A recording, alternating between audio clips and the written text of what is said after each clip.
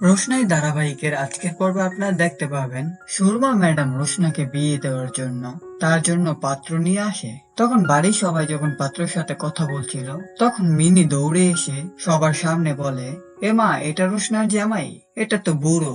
তখন সুরমা ম্যাডাম বলে, মিনি।